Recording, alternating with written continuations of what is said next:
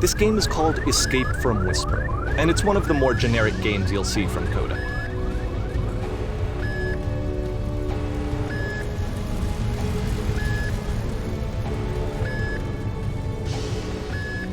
You can click to fire the gun.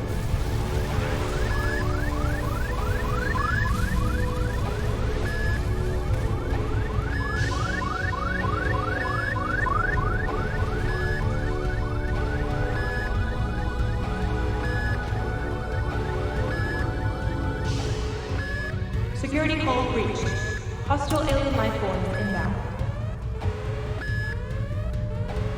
It kinda looks like this game was abandoned mid-development.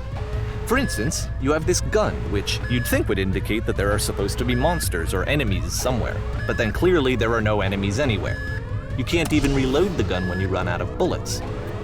But ultimately we don't really know. Maybe Coda thought that actually it was complete the way that it is.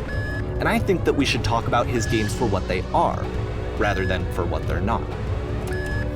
Enemy force neutralized. Begin shifted activation.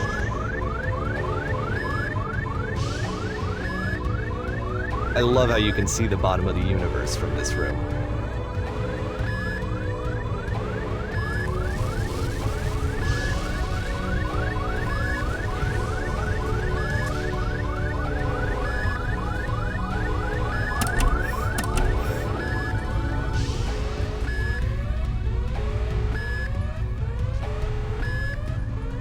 Apparently, this space station has a labyrinth on it. Sure, I don't know. There's really no reason for it that I've ever been able to discern, so in the interest of time, I'm just gonna skip you on past it.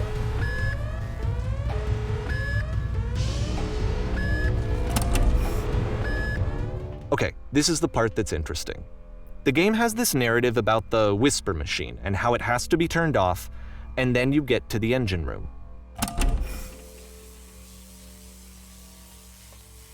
Hey, you there, in the engine room.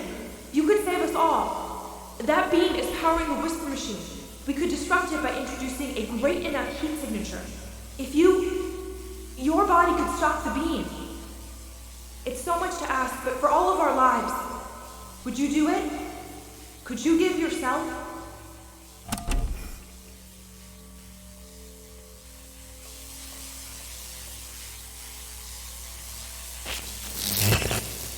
Let me pause here for a second. What you just experienced, stepping into the beam and then dying, is probably what Coda had initially intended when he was developing this level. But when he first compiles and plays it, something goes wrong. There's a bug somewhere. And this is what happens instead.